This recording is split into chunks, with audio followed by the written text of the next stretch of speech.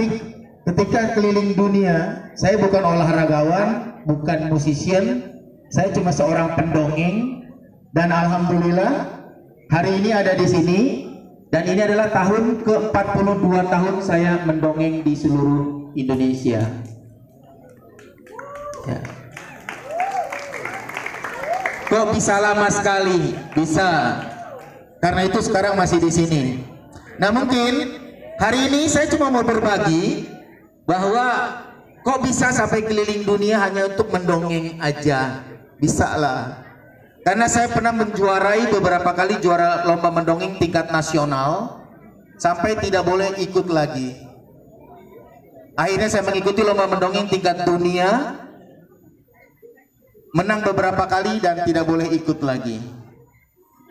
Sampai akhirnya Allah membuatkan skenario yang berbeda untuk saya, yaitu menjadi seorang penulis buku.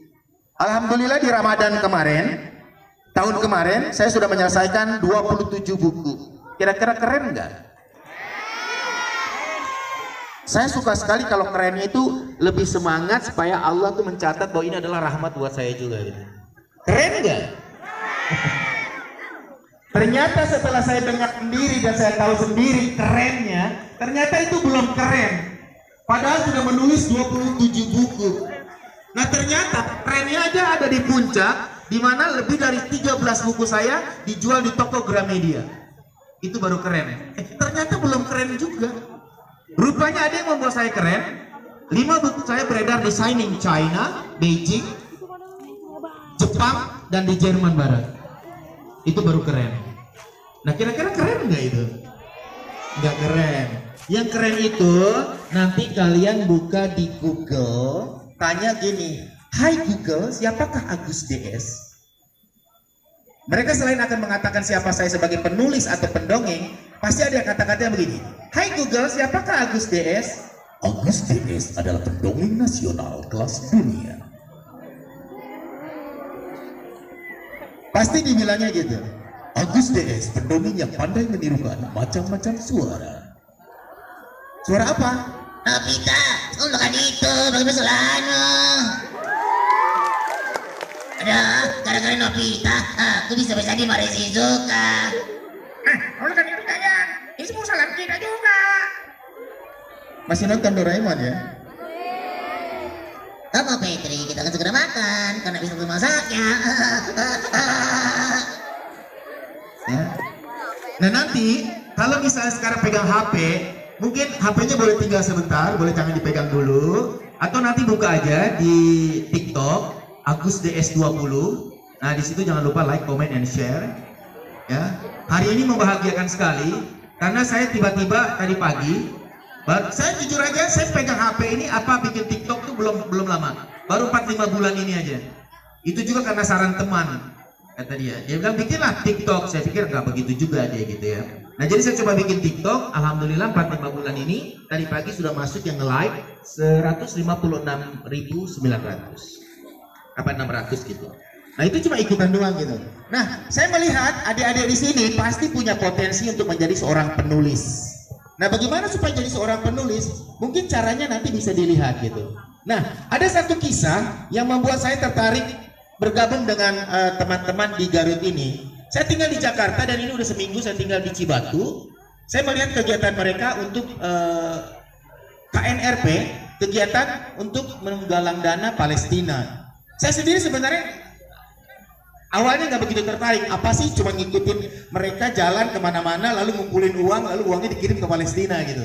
Tetapi karena saya seorang sebagai penulis, atau mungkin mohon izin Pak, nih teman-teman semua, kalau boleh diizinkan, insya Allah kapan waktu saya datang kemari lagi, tapi mungkin nggak bisa dengan kondisi begini.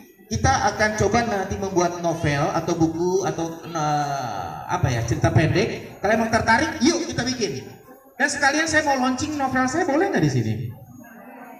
Ini serius. Dan itu nanti kita akan bedah buku langsung gitu loh. Dan itu akan diterbitkan oleh Alex Media Gramedia. Dan ini novel ini mungkin sekalian saya akan mencari, ini mohon maaf nih, kalau ada yang cocok, terutama yang cewek ya, kalau ada yang cocok, ini saya udah jalan lebih 3 bulan, mengaudisi, cari sebagai tokoh pemain dalam novel saya. Ya, kalau ada yang cocok di sini, wallahu, ya, wallahu. Barangkali pemain karena novel itu nanti akan difilmkan. Novel itu akan difilmkan dan berharap ada di sini pemerannya, gitu. Karena masih audisi, udah lebih dari 3 bulan belum ketemu. Judul novelnya adalah, ini true story, cerita nyata dari saya sendiri. Judulnya adalah Istriku Mu'alaf. Istriku Mu'alaf.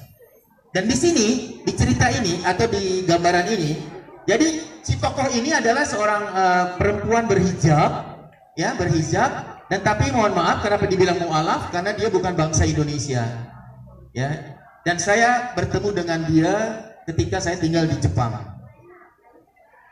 Jadi ketika saya tinggal di Jepang sebagai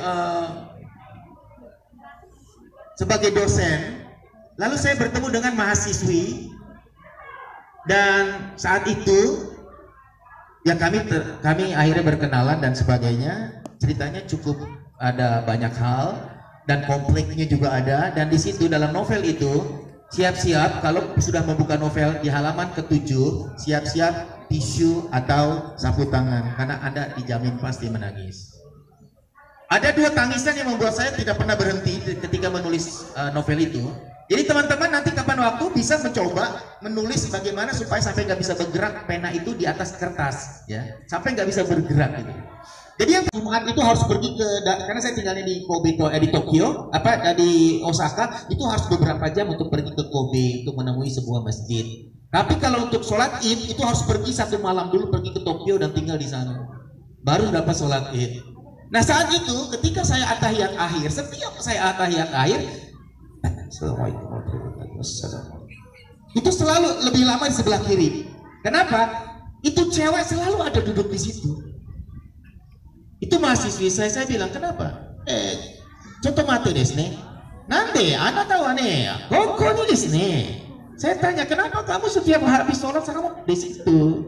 Lama kelamaan dia bilang, aku boleh nggak foto-fotoin, videoin? Lah, aku mau difotoin gitu. Lama kelamaan dia bawa teman-temannya dia. Lama kelamaan dia tanya, boleh nggak aku ikut sholat? Hah? Kamu orang Jepang mau ikut sholat? Saya bilang nggak bisa, ini cuma muslim. Ya udah, boleh nggak aku jadi orang muslim? Oh nggak bisa. Kalau kamu mau jadi muslim, kamu harus izin dulu sama orang tua kamu. Harus izin. Ya. Akhirnya saya dijemput sama dia, dibawa ke kampung dia kurang lebih 4,5 jam dari Osaka Kobe ke Hyogo. Dan di luar apa ya? Di luar sangka saya gitu. Pikir orang tuanya akan marah. Ternyata enggak. Orang tuanya tuh bilang, ya udah kalau mau masuk Islam masuk aja. Itu saya pikir mungkin saya akan berantem dulu sama orang tuanya gitu. Ternyata enggak. Singkat cerita dia masuk Islam dan dia berkerudung. Saat itu belum ada zaman hijab lebih populer.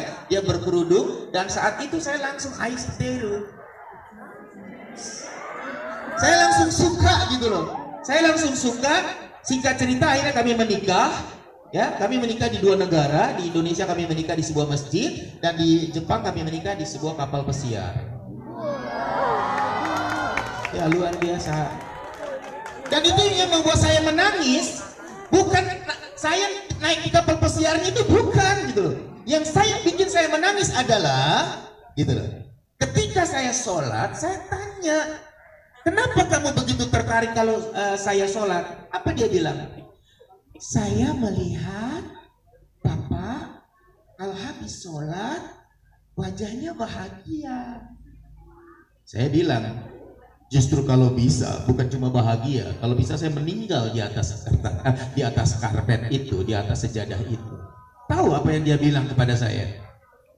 Kenapa? Kata dia, saya justru akan lebih bahagia kalau saya meninggal atau mati di atas sejadah itu. Apa dia bilang?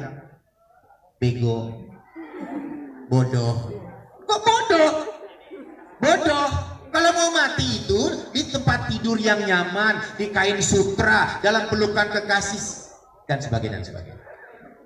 Tidak, saya bilang saya jelasin juga bingung karena di kamus juga kata sholat itu tidak ada. Setelah ketemu akhirnya danji suruh ya atau oinori, cuma doa. Ya udah, akhirnya kami berumah tangga dan punya anak. Sampai akhirnya kami pindah ke Indonesia. Dan ini tangisan kedua yang paling berat sekali. Saya sebagai seorang, maaf, saya bukan selebritis, bukan artis, bukan YouTuber, dan juga bukan TikToker. Walaupun hidup saya main-main, tapi cara hidup saya main-main, tapi kehidupan saya bukan main. Ya. Jadi kebiasaan saya ini, punten ya AA, ya jangan niru ya. Karena ini kebiasaan orang kaya, ya. Benar ya, bukan ini. Biasanya kan orang kan, tapi boleh-boleh kan sombong sama orang yang sombong itu kan ibadah kan ya.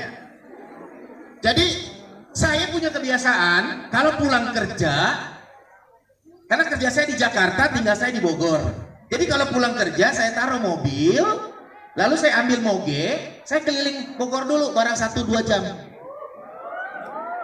Sorry, moge saya nggak terlalu besar, cuma 1200 cc. Saya muter-muter sama ketemu teman-teman komunitas motor, lalu setelah paling ya bercanda, ngobrol dan sebagainya, lalu langsung pulang.